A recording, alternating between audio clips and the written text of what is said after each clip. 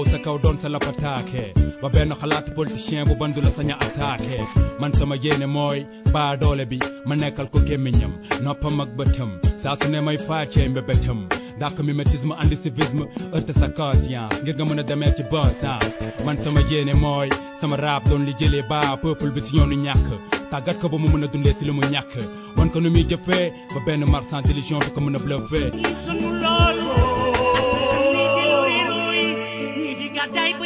Mesdames, Mesdemoiselles, Messieurs, encore une fois, bonjour et merci de suivre votre invité Objection. Lendemain de célébration de la fête de l'indépendance, était-il présent à la cérémonie officielle? Le dialogue inter-institution entre l'exécutif et le législatif, le Parlement joue-t-il véritablement son rôle? Où en est-on avec la situation politique du Sénégal? Monsieur Sall, encore une fois, merci d'avoir bien voulu accepter notre invitation. C'est moi qui vous remercie, Père Omar Gueye. Et je voudrais saluer l'ensemble des Sénégalais et les féliciter pour le 66e anniversaire de notre accession à la souveraineté internationale qui s'est déroulé dans notre ville de Thiès, notre belle et accueillante ville de Thiès. Et j'espère que tous ceux qui ont eu à faire le voyage ont eu comme moi plus d'amour et plus d'affection pour cette ville. Dans cette ville, cette ville révolutionnaire. Révolutionnaire, creusée de beaucoup d'intellectuels brillants, de nos luttes. Quand on pense à Thiès, on pense aux cheminots. On pense à d'éminentes personnes comme Ibrahima Sarr, dont la place dans l'histoire du pays n'est pas suffisamment saluée, qui ont eu à diriger non seulement les grèves de 47, mais aussi participer à amorcer la lutte de l'indépendance et occuper parmi les premières fonctions hautes de ce pays, qui était compagnon du président Mamadou Dia et qui a fait preuve de beaucoup de dignité, de courage et de détermination dans les épreuves que lui, Dia et les autres Valdiodio ont subies. Thiès la révolutionnaire, où nous avons été confrontés donc à cet héritage, et où il y avait beaucoup de foyers de partis de l'opposition, notamment à tendance révolutionnaire, LDMPT, le Parti de l'indépendance et du travail, qui est né d'ailleurs à Thiès. Le PAI historique est né à Thiès.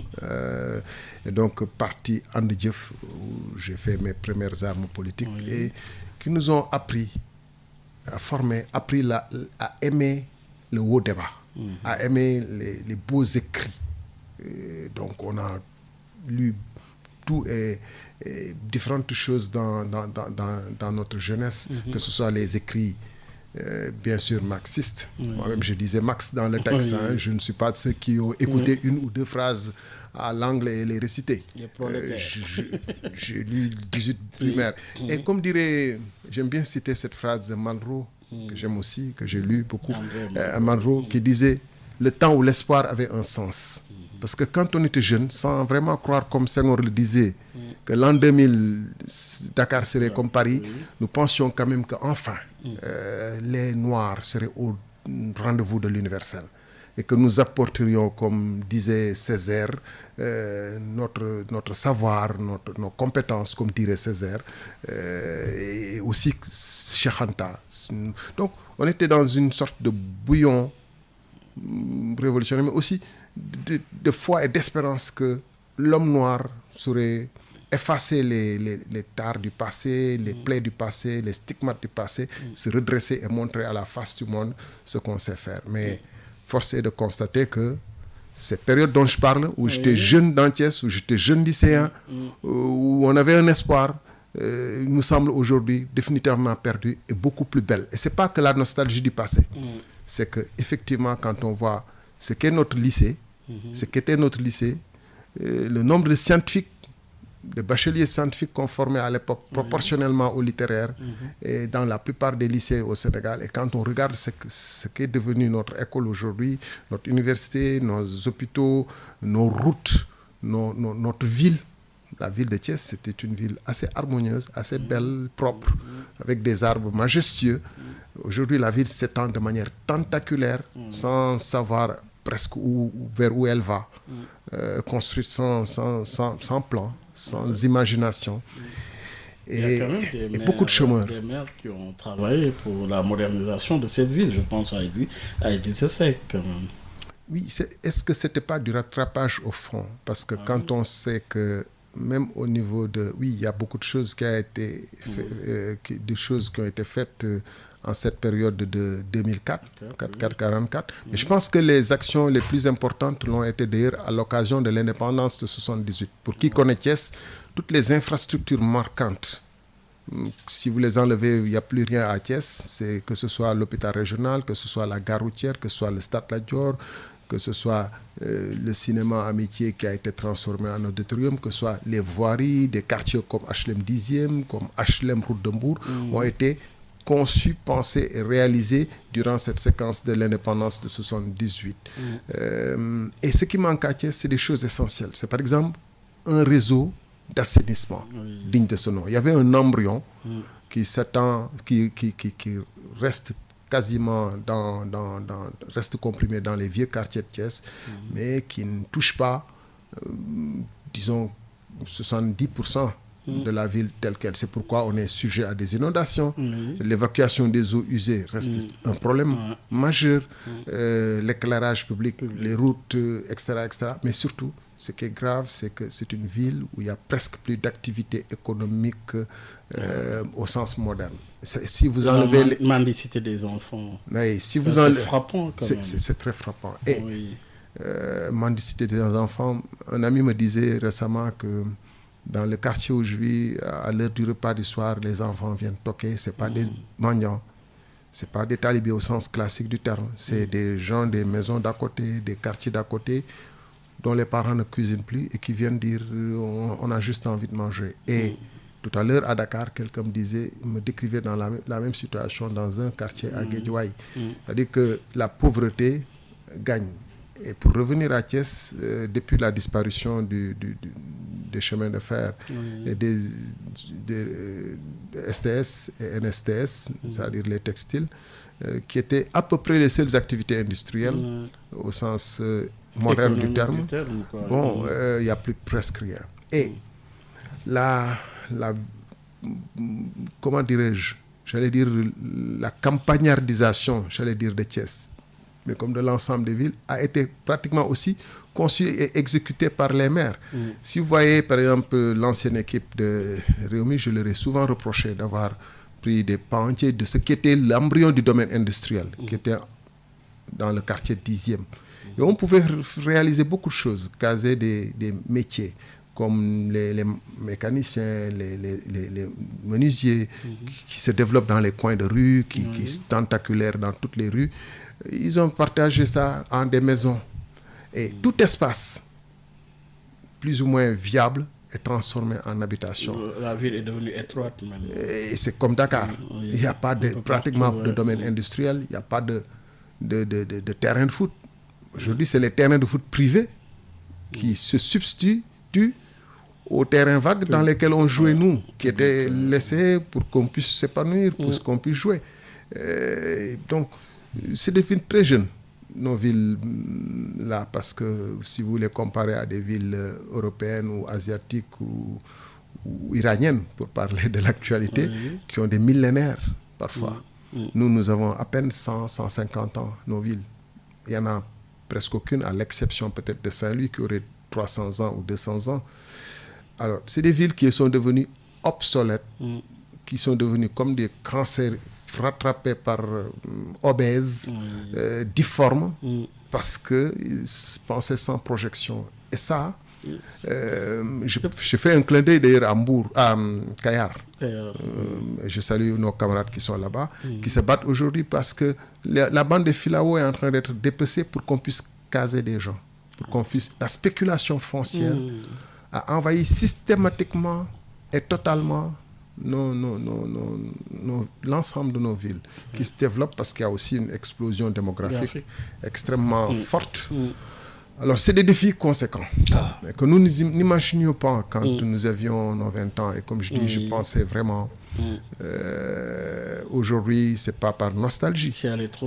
C'est vraiment, de manière objective, factuelle, qu'on puisse se rendre compte que hier, on vivait quand même mieux qu'aujourd'hui. Et ça, c'est... La souveraineté n'a pas de sens si elle ne permet pas l'émancipation, si elle ne permet pas de porter un projet national collectif, si elle ne permet pas d'avoir un objectif pour le long terme, mais si elle se réduit à des joutes de pouvoir. Et pour le régime actuel, vous avez entendu le chef d'État hier, je crois qu'il était attendu par l'ensemble des acteurs qui sont inquiets, par le monde paysan qui n'arrive pas à vendre son arachide. Souvent, c'est le il s'agissait aussi d'un discours de veille de 4 avril. Oui, mais c'est justement de montrer de quoi nous avons fait qu'est-ce que nous avons fait avec notre souveraineté. Les transporteurs qui veulent et pensent un autre modèle de transport, mieux en relation avec un pays de 18 millions d'habitants, qui doit se déplacer avec des villes tentaculaires et quand même un monde paysan qui reste toujours relativement peuplé. Des étudiants qui se cherchent, l'école, la question de l'université. La crise actuelle de l'université n'est pas qu'une crise ponctuelle, épisodique, mais c'est une crise systémique qui pose le problème de la nature des formations dans nos universités. On va y arriver de façon, c'était juste pour camper le sujet avec justement votre je termine, ville. Je disais juste que le président était attendu et c'est sur ces questions qu'il aurait été attendu par tout un pays. On va y revenir. Thiès, donc, vous m'avez parlé que des hommes, il y a aussi des femmes donc, assez dévouées. Oui, Thiès, c'est une ville de femmes battantes et de femmes combattantes. Et le roman Bout de bois de Dieu en parle. La grève des cheminots, ce n'était pas qu'une grève d'hommes. C'était des femmes à côté d'hommes. Sans les femmes qui ont tenu les maisons et les marmites pendant 4 mois et demi qu'a duré cette grève-là et où les salaires ne tombaient pas, il y avait des ponctions.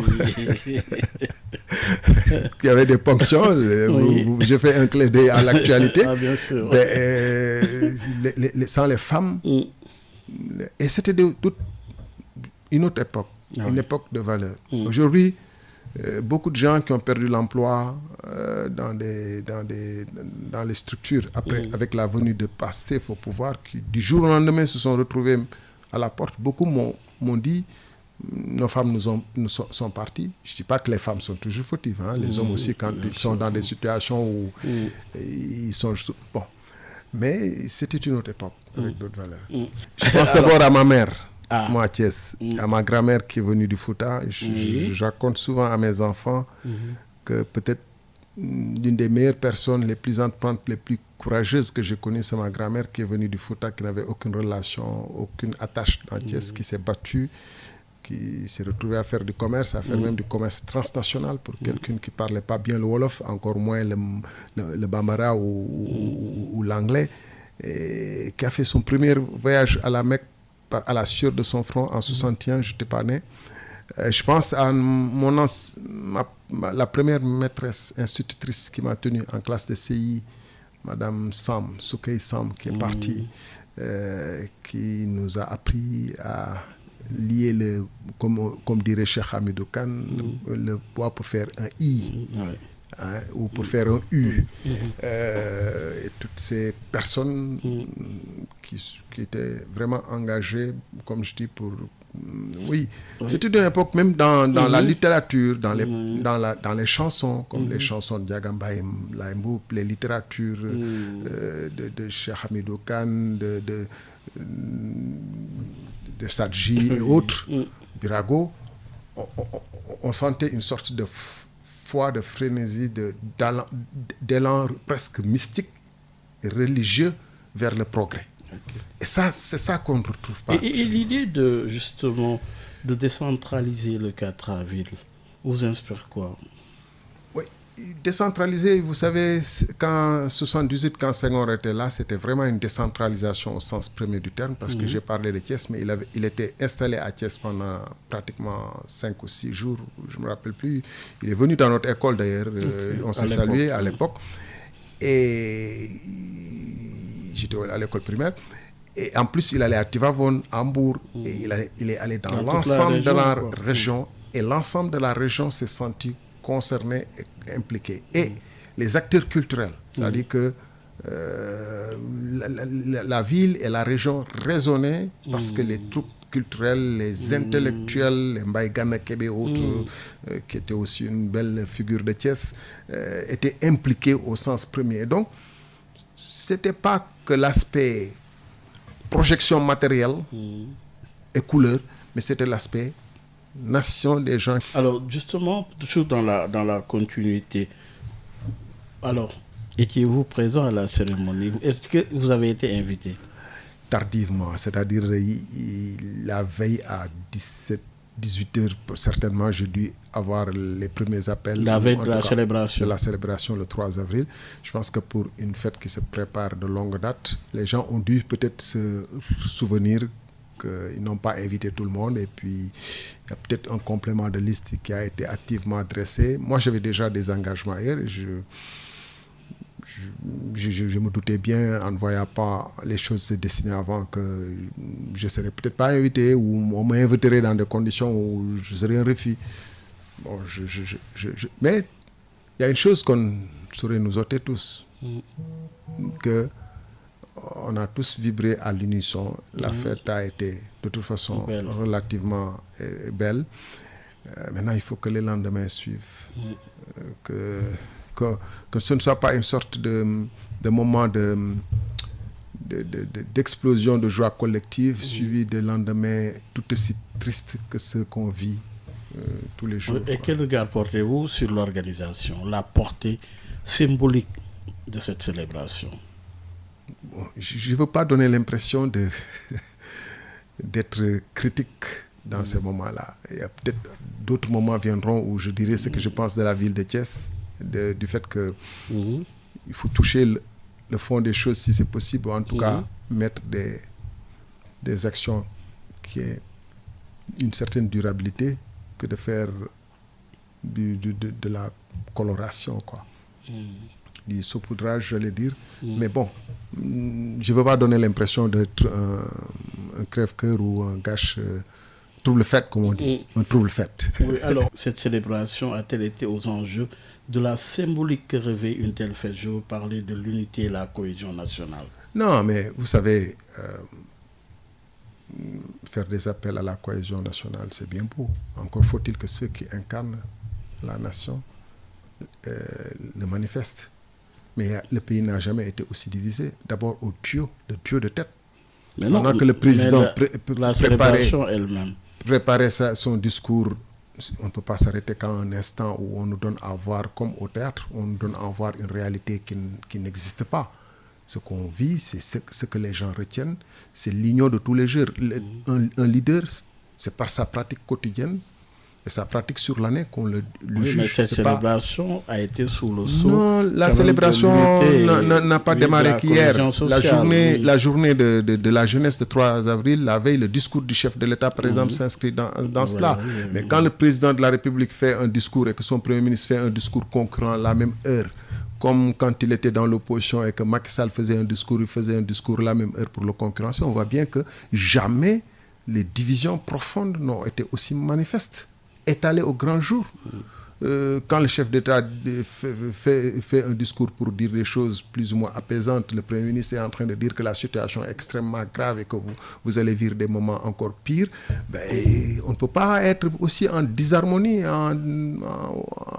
Donc, vraiment, moi je suis content pour les Sénégalais qui ont eu un moment de bonheur. Mais pour ce qui concerne le mythe de oui, il faut qu'on se serre la ceinture, qu'on se serre les coudes, qu'on soit une nation, ceux qui incarnent la nation ne le manifestent ni entre eux-mêmes, ni vis-à-vis du reste de la société. Jamais le Sénégal, la méchanceté n'a été aussi incarnée, et la vengeance, l'esprit de vengeance, de punition de celui qui n'est pas avec vous, n'a jamais été aussi réel. Je donne un exemple. Pape Malick Ndour, il est aujourd'hui mis en résidence surveillée pour l'empêcher de parler. La liberté d'expression aujourd'hui est devenue problématique. De la même façon, pourquoi on met un bracelet électronique à Badara Gadiaga en lui donnant des plages horaires dans lesquelles il peut, pour l'empêcher de s'exprimer et de parler, d'aller faire son émission hebdomadaire. Aujourd'hui, la justice qui, comme j'entends souvent Yorodia dire ici et ailleurs, est la seule institution qui porte le nom de vertu. La justice n'a jamais été aussi peu vertueuse dans notre pays.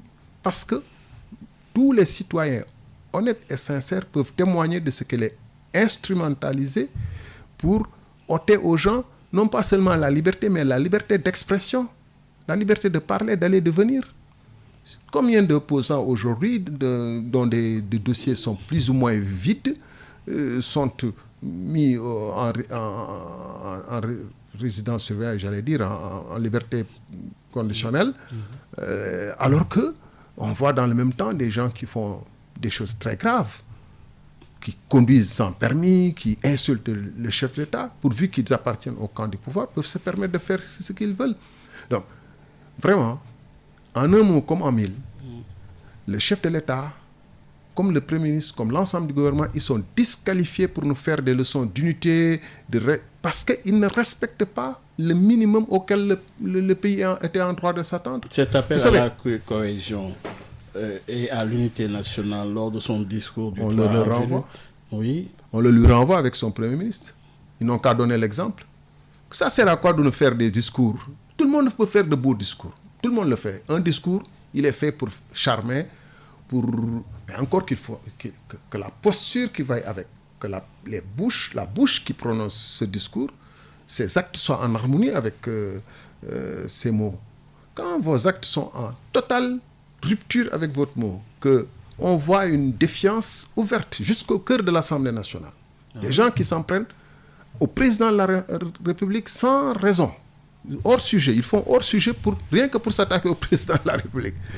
Et le Premier ministre, dont les actes sont des actes de défiance permanente vis-à-vis du président, qui préfère passer son temps à faire des meetings politiques qu'à travailler. Et le président qui n'en peut rien, et qui, au lieu d'incarner l'autorité de l'État et de prendre ses responsabilités au niveau qu'il faut, regarde comme un spectateur. Mais quand ces personnes viennent nous faire des leçons d'unité, etc., mais...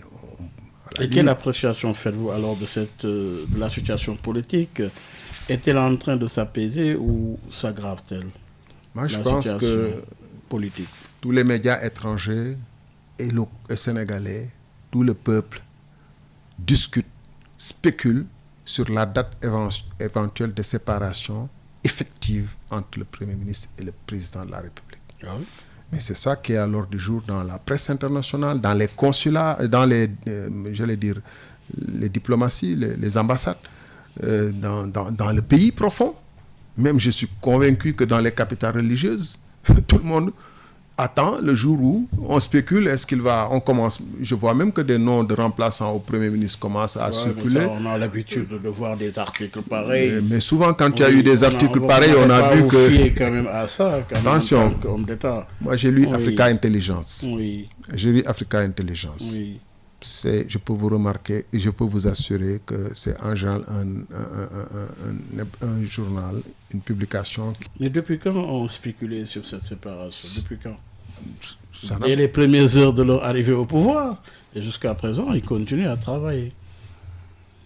Donc, Omar, si vous voulez nous faire croire que c'est le parfait amour et la plus grande cohésion entre je constate un fait par rapport à ce que murmurent les gens, c'est que le travail continue. Le fait est que les gens ne murmurent pas.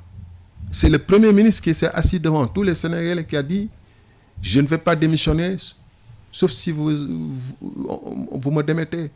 Ça, ce n'est pas le produit de l'imagination des Sénégalais et c'est la première fois, non pas seulement au Sénégal, mais dans le monde. Parce que je vais vous dire une chose. Je pense que la majorité des Sénégalais qui ont voté pour Pastef ont voté en se disant ils n'ont pas la compétence, ils n'ont pas l'expérience, c'est pas grave, mais ils ont la volonté de servir le pays, ils ont l'éthique qu'il faut. Dans Pastef, il y a éthique. Ils auront l'éthique et la volonté. Et ça, le reste, on a les ressources humaines pour ça. Ce discours, on l'a souvent entendu.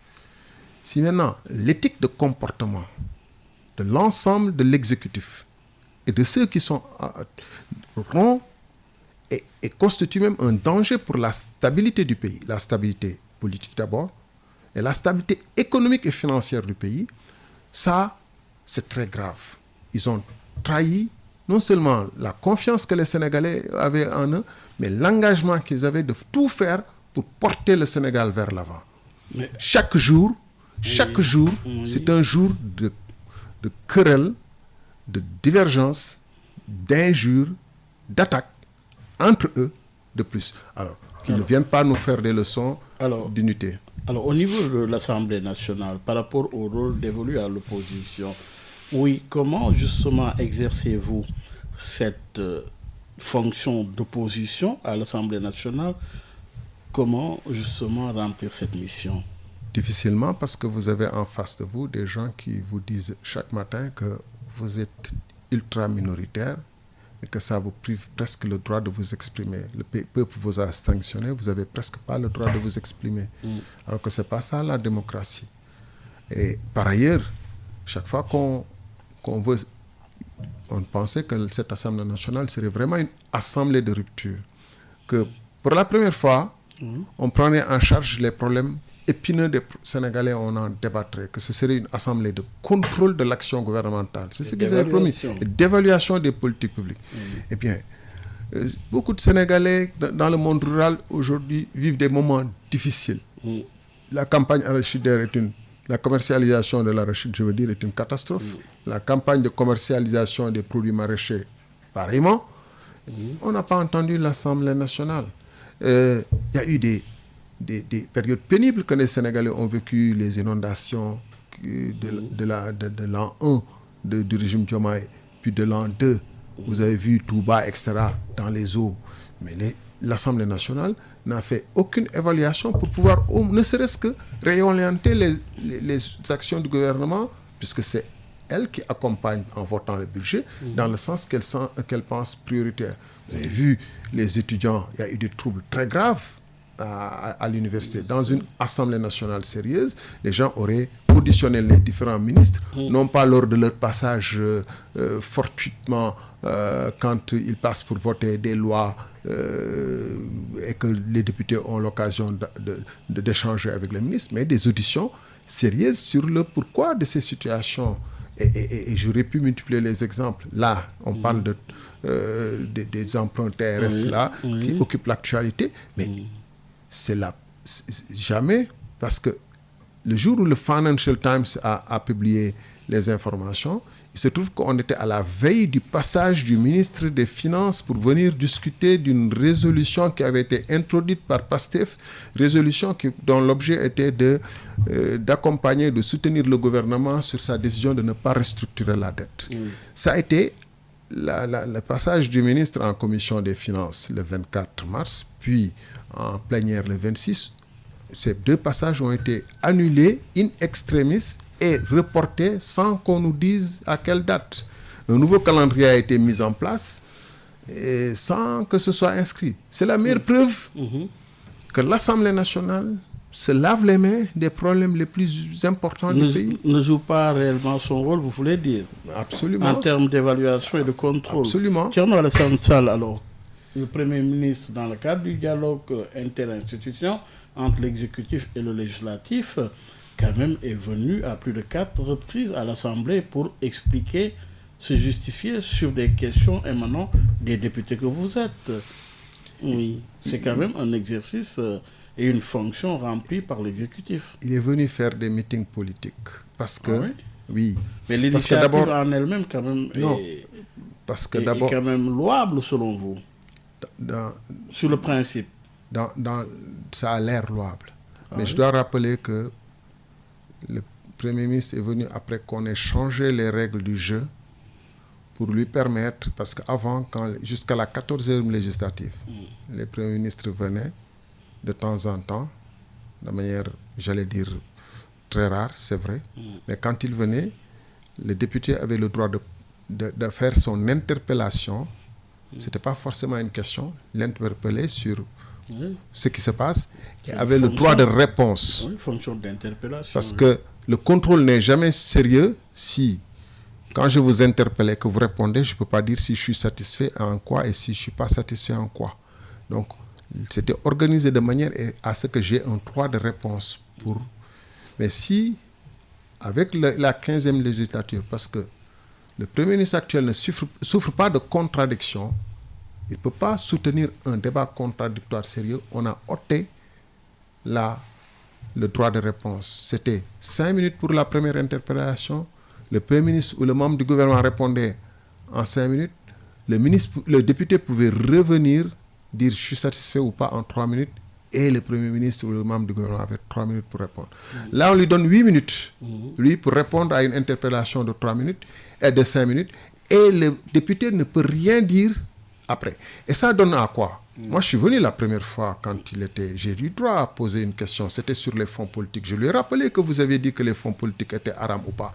Devant la face du monde et du Sénégal, il s'est permis de dire qu'il ne l'a jamais dit, alors que tout le monde peut vérifier sur les réseaux, YouTube et Internet combien de fois il a dit que les fonds politiques étaient haram quand Macky Sall était là. Il l'a même dit lors de sa déclaration de politique générale quand Abdou Mbow l'a interpellé. Mais parce qu'on a supprimé cette possibilité que j'avais de droit de réponse, il s'est permis de me tenser, de chercher à me ridiculiser, et tout en ayant tort. Et de la même manière, il s'est comporté de manière inadmissible vis-à-vis de Abdou Karim Sall, parce que ce dernier ne pouvait pas passer. Il l'a fait repasser, dire son point de vue. Donc, on a taillé le format de ces questions d'actualité pour qu'ils viennent. D'abord, il a ses 8 minutes, puis après, on lui donne 20 minutes après pour dire ce qu'il veut. Oui, et on l'a taillé. Oui, c'est la majorité. Non, vous regardez ce qui s'est passé ici. Je n'ai même pas besoin de prendre l'exemple sur ce qui se passe dans d'autres pays. Oui. Moi, j'étais ministre. Oui. J'ai été député. J'étais ministre de la République. J'ai été député. Eh bien, je peux vous dire que, effectivement,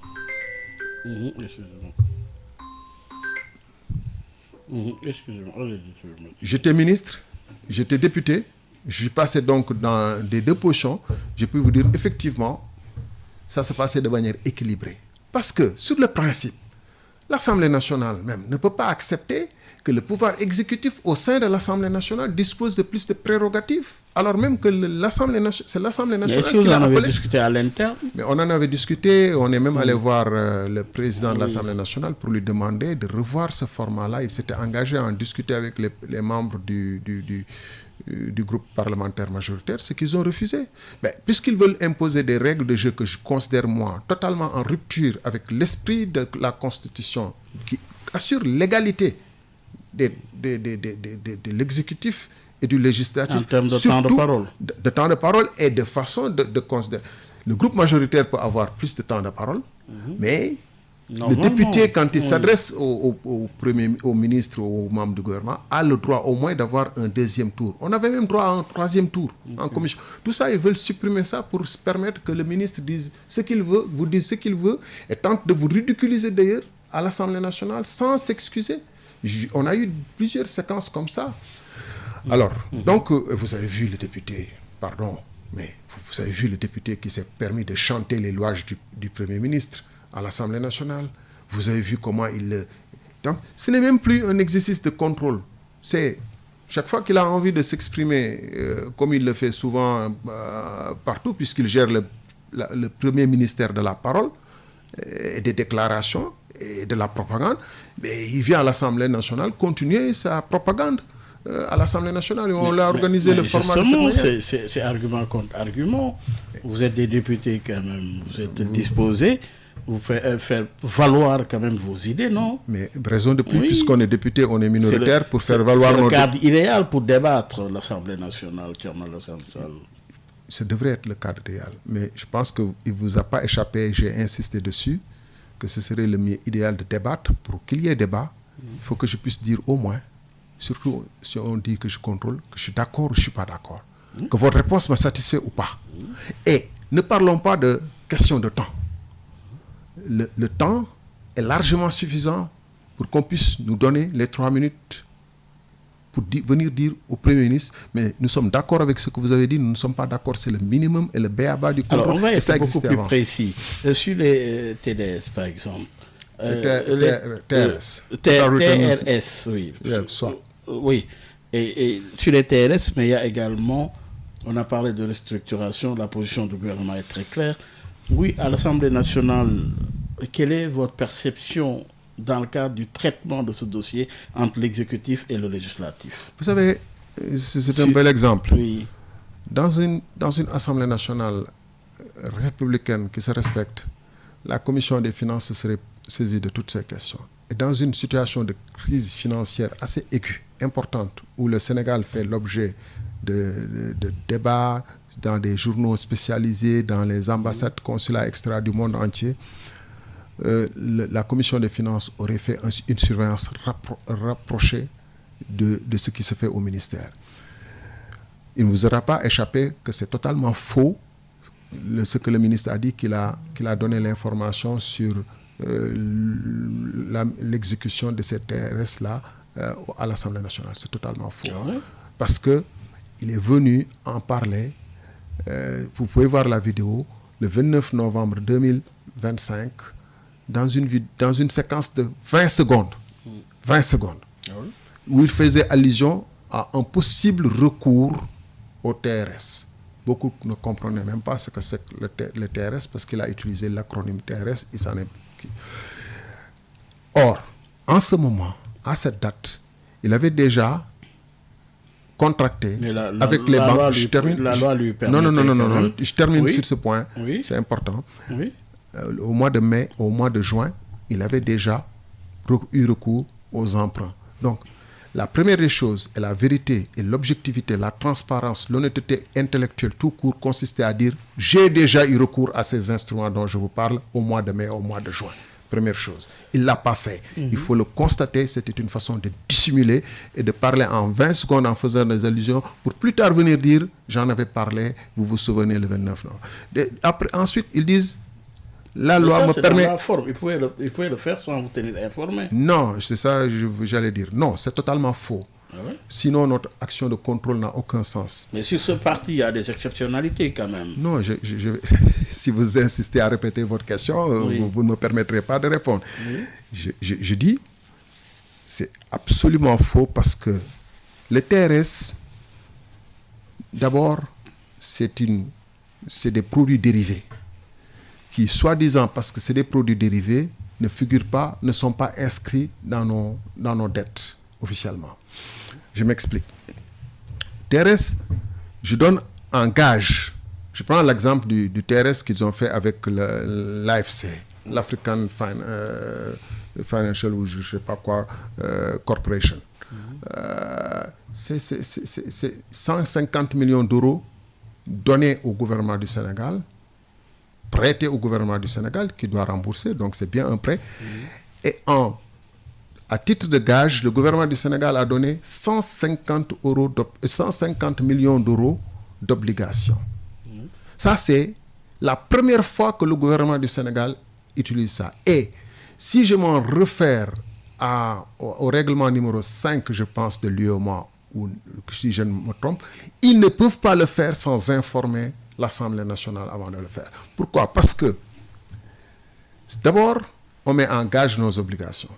Ça veut dire que, pour la première fois, ce n'est plus la signature du qui jusqu'ici suffisait comme garantie, parce qu'on était crédible, qui garantit le prêt.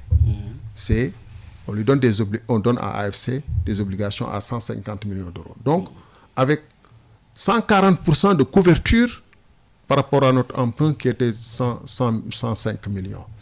Déjà, ça signifie que quand nos obligations vont baisser, éventuellement, nous sommes obligés de revenir,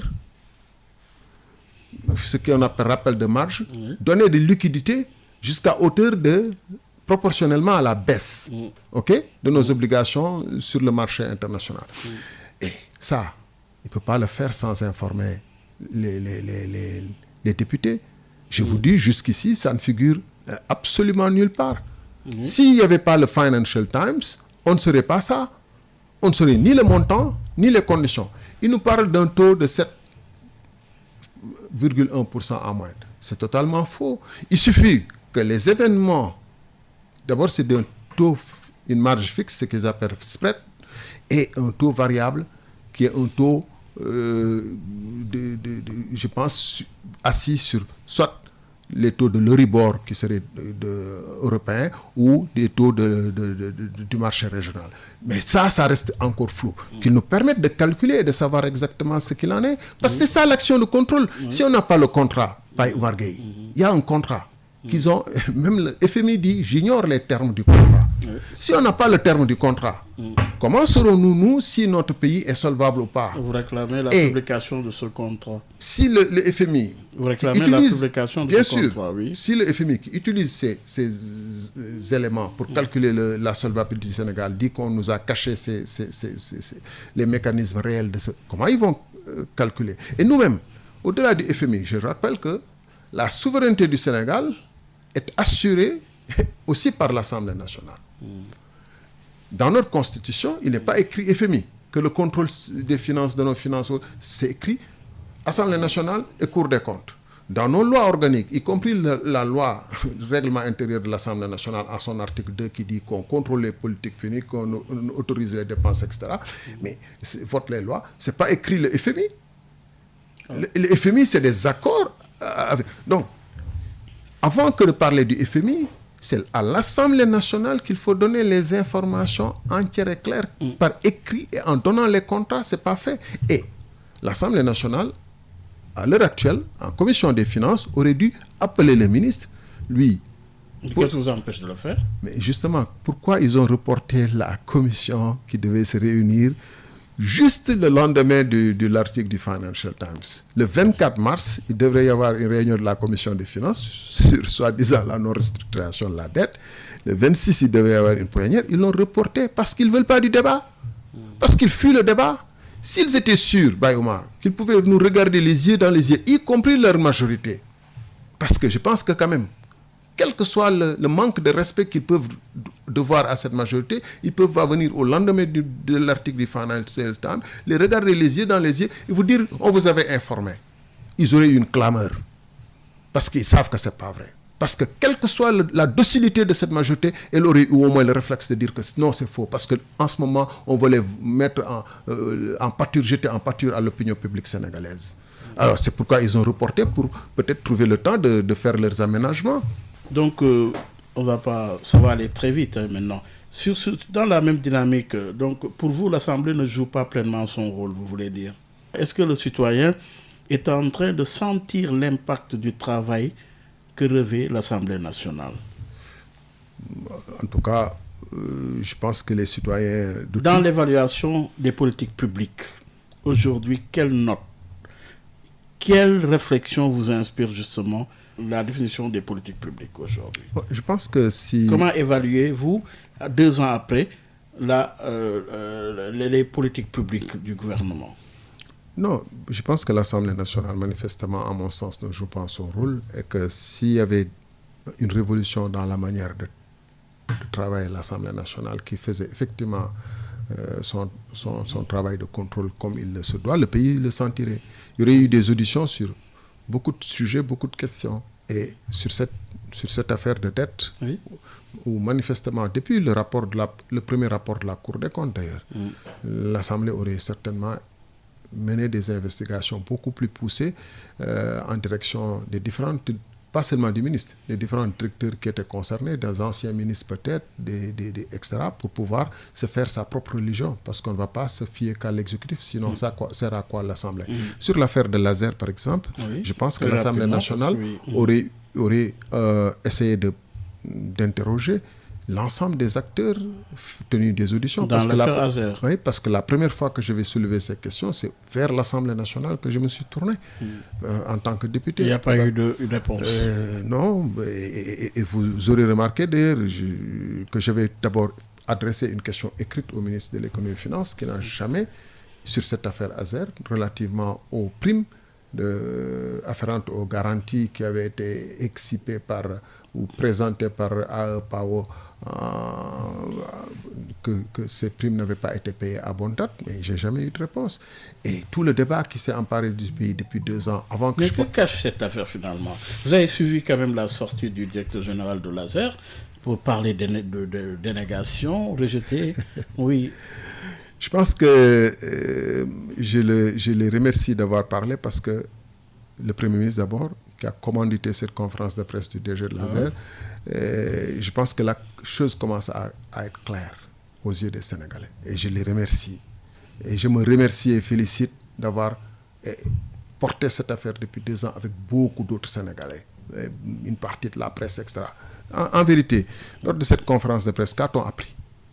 Rien de nouveau. On a eu la confirmation, d'abord à la sortie du Premier ministre, à Ficelle, que le projet est bloqué. Il l'a dit. Et c'est ça la réalité qu'on exprimait depuis 20 mois, en disant que le projet est bloqué et il ne peut pas ne pas être bloqué parce que l'argent n'est pas parvenu au Sénégal pour pouvoir démarrer et exécuter le projet convenablement. Les 37 milliards d'avance de démarrage ne sont jamais arrivés au Sénégal. On l'a dit, ils ont nié. Ils ont fait le tour du Sénégal pour faire croire que le projet se déroulait normalement. À certaines étapes même, on a vu des individus à peau caucasienne ou arabe qui les accompagnaient pour faire croire que c'était des gens d'Aapao. Bon, le Premier ministre s'est exprimé à plusieurs reprises dessus. Ça veut dire que le dossier l'intéresse et le hante, hein. Mais y compris au Conseil des ministres le 11 mars dernier en disant que c'est la douane, des problèmes de douane, des problèmes etc. qui bloqueraient le projet. Après, à Ficelle, il a dit, ouais, non, c'est des gens très méchants qui sont à l'origine de ce blocage. Et le DG va sortir pour s'exprimer. Est-ce qu'on sait davantage où sont passés nos 37 milliards? Non. 2 ans.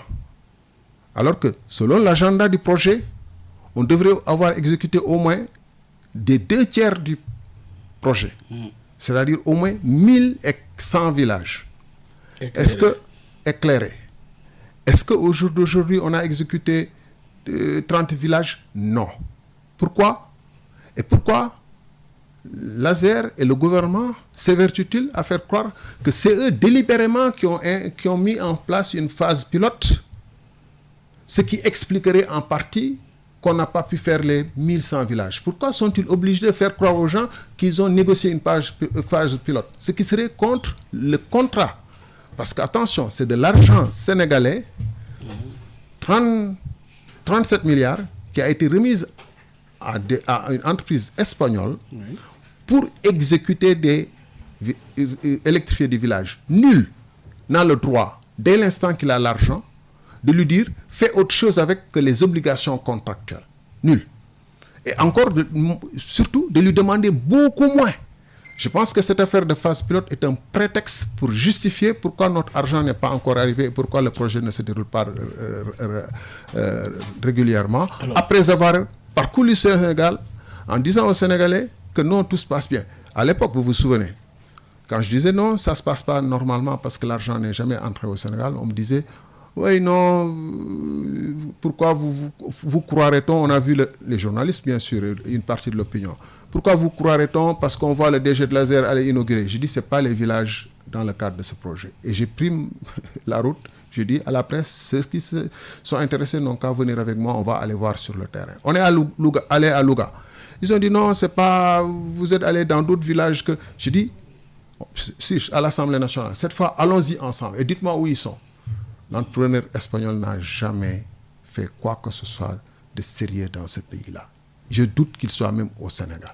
Ah oui. Donc, ce qui est clair... Oui. Vous insinuez quoi concrètement par rapport à ce dossier? Mais c'est très clair et c'est très factuel. 37 milliards de francs sénégalais dorment à l'étranger sans qu'on sache qui les a bloqués là-bas et pour quelle raison. Et au lieu de porter plainte contre lui, au lieu de prendre des actions diligentes contre lui pour pouvoir qu'il ramène notre argent comme les y obligent les lois du Sénégal et le contrat qui nous lie avec Power, le ministre de l'économie et des finances, le ministre de l'énergie, le premier ministre, le ministre font silence absolu sur cette question de nos 37 milliards disparus. Maintenant, les Sénégalais savent que les 37 milliards ont totalement disparu. Pourquoi vous n'avez pas proposé une commission d'enquête? J'ai porté plainte parce que je savais que la commission d'enquête n'aurait aucune chance d'aboutir. Dès l'instant où, quand j'évoquais cette question à l'Assemblée même, des députés de PASTEF s'en prenaient à moi et l'un d'entre eux même m'a menacé d'être électrocuté. Ah oui? Alors, comment vous pouvez comprendre qu'il fasse preuve de soi-disant rigueur sur des dossiers qui sont anciens, qui remontent en 2018, 2019, contre Pape Malick Ndour, par exemple, et qu'ils disent non, ben, le dossier de les 37 milliards, quand ça arrivait à l'ASER, le 11 juin 2024, ce n'était pas sous notre régime. Ah bon? Je croyais que la passation de service du président Bassirou Diomaye s'était faite, la prestation de serment s'était faite le 2 avril. Alors, il faut arrêter de prendre des Sénégalais pour ce qu'ils ne sont pas. Vous constatez l'argent a disparu et j'avais demandé à l'Assemblée nationale qui protège AEPAO EPC. Aujourd'hui, il est clair que le gouvernement protège AEPAO EPC parce qu'ils ne l'ont jamais nommé. Jamais. Ils n'ont jamais cherché à déclencher les mécanismes qui sont prévus dans le contrat en cas de retard. De dire que, on vous met en demeure de ramener notre argent. Deux, on porte plainte contre vous pour que vous rameniez notre... Au contraire, plusieurs fois, ils ont cherché, vous avez vu les mails qui ont fuité dans la presse, où on parle que notre ambassade en Espagne essaie de faire en sorte que la banque donne de l'argent supplémentaire, frais, alors même qu'ils n'ont pas réglé la question de savoir où sont passés les 37 milliards, ce qui est à l'origine du blocage actuel. Oui. Pourquoi ils le font? Pourquoi ils cherchent à avoir de l'argent frais? Deuxièmement, et j'avertis, il ne faudrait pas qu'on nous trouve de l'argent dans le budget de l'État ou par d'autres banques privées. J'avertis l'ensemble des banques privées, les entrepreneurs, que s'il y a de l'argent frais, emprunté ailleurs pour combler les 37 milliards disparus, sans que, j'avertis, s'il y a de l'argent, il y a de l'argent qui est cherché ailleurs, dans le budget ou ailleurs, pour combler les 37 milliards, ce serait un autre marché. Ça, la loi ne le permet pas. Parce que, ici, il s'agit d'une offre spontanée. La raison pour laquelle on a confié à la banque, à l'entreprise espagnole, le projet, c'est parce que le financement était supposé être apporté par cette entreprise-là à travers une banque espagnole. Cette affaire, finalement, est-elle révélatrice de failles systémiques dans la gouvernance de ce dossier? Mais nous avait promis le Djoubal Djoubanti. On voit bien tout le malaise incroyable quand on leur dit même les 40 villages que vous avez inscrits à la phase pilote. Et finalement, vous en avez réalisé combien? Ils sont incapables de dire 2 ans, 20 mois. Incapables de dire, alors qu'on a fait 2 tiers du temps, incapables de dire combien de villages ils ont réalisés. Incapables. Est-ce que tous ceux qui ont assisté à la fameuse conférence de presse, et je les remercie et félicite d'avoir tenu cette conférence de presse qui a révélé qu'ils cachent des choses très graves. Parce que, précisément, tout le monde a compris qu'ils refusent de répondre à la question de savoir où sont les 37 milliards, mais qui sont là à dire, oui, à Senem. Qu'est-ce que les a à voir avec Senem? À Senem, la Sénégal numérique, société Sénégal numérique, il y a eu avec une société gérée par le sieur Seydou Kane, il y avait des problèmes. À Intermac, il y avait des problèmes. Mais nous, ici, nos 37 milliards, ce n'est pas Seydou Kane qui les a pris. Hein. C'est l'Espagnol. Oui. Il n'a qu'à les ramener. 2 ans. Et quelle priorité aujourd'hui qu'il y a dans l'Assemblée nationale pour améliorer la redevabilité et la gouvernance à l'Assemblée nationale? Quelle priorité? Non, vous savez, un pays, c'est un tout. Oui. L'Assemblée nationale, vous voyez bien que quand on les... Mais c'est sa fonction aussi. Oui, c'est un tout. Sa fonction, c'est... Mais vous voyez bien que la plupart des temps, quand on est en séance ces derniers mois, c'est la perpétuation du différend entre la coalition Diomaye président et la coalition soi-disant apte. C'est ça l'Assemblée nationale. Vous voyez des députés qui s'en prennent violemment au président ou qui disent nous sommes le député de X. Quand vous êtes le député X, vous regardez là où X vous dit de regarder, vous ne regardez pas là où les intérêts du Sénégal ou le peuple sénégalais veut que vous regardiez. Malheureusement, c'est ça. On a toujours dénoncé une Assemblée nationale croupion. On a toujours une Assemblée nationale croupion. Alors, pire même. Au final, quelle confiance? Et la différence, c'était que les autres assemblées nationales faisaient semblant au moins de tenir leur rang, de faire cette assemblée nationale ne se cache même pas qu'elle est dans le jeu politique, qu'elle est exclusivement au service de Pastef et du Premier ministre de Pastef. Et en plus, le président de l'Assemblée le concernant est celui qui croit que sa place, c'est d'aller dans les rencontres internationales.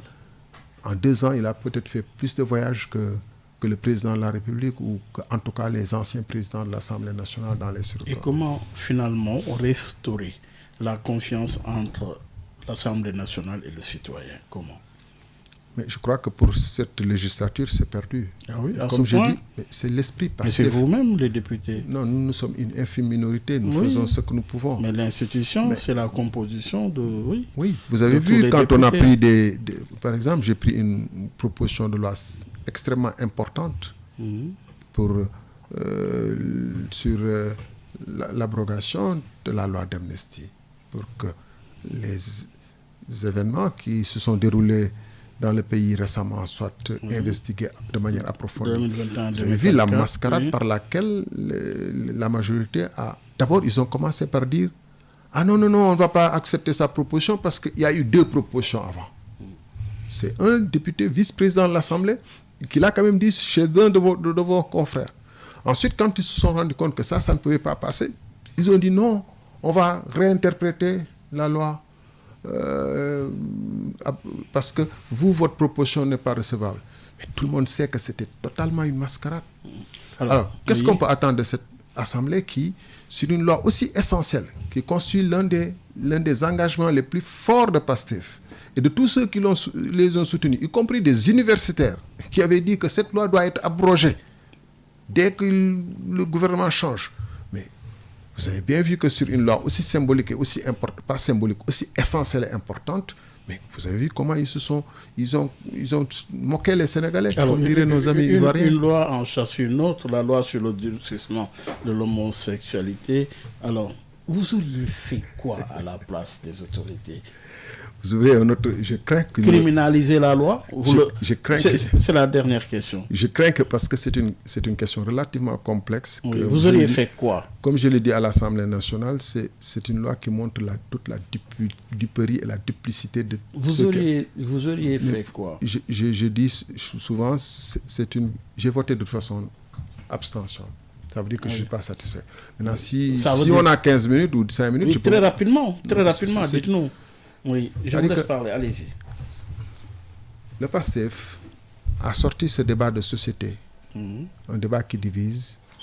Le PASTEF et Sam Djiko et toutes les officines qui le supportaient pour dénigrer le pouvoir de l'époque et toute l'opposition qui n'était pas d'accord sur leur proposition de criminaliser l'homosexualité. Oui. Tout en sachant, à l'époque, qu'il n'avait jamais porté la criminalisation de l'homosexualité. Moi, je n'ai pas proposé à ce qu'on criminalise, que je me souviens. Merci beaucoup, Thierno Alassane Sall. C'est moi. Ça a été un plaisir. Le débat continue et certainement on aura d'autres occasions pour encore aller en profondeur de l'actualité de ces débats et sujets à enjeu. Merci encore une fois. Merci. Merci. C'était pas passionné. C'est le sens. Merci à vous de nous avoir suivis. Rendez-vous dimanche prochain avec un autre invité, mais sur la même fréquence, 98.5 dans une poignée de secondes. Place Eladj Malick Ndiaye et son invité. Excellente suite. Au revoir et à dimanche prochain. mbow yu may mbow sa kaw doon sa lapataake ba benn xalaat politicien bu bandu la saña attaqué man sama yéene mooy baa doole bi ma nekkal ko gémmiñam noppam ak bëtam saa su ne may faacee mbébétam dàq mimétisme andi civisme heurte sa conscience ngir nga mën a demee ci bon sens man sama yéene mooy sama rap doon li jëlee baa peuple bi si ñoonu ñàkk tàggat ko ba mu mën a dundee si li mu ñàkk wan ko nu muy jëfee ba benn marchand d'illusion du ko mën a bluffé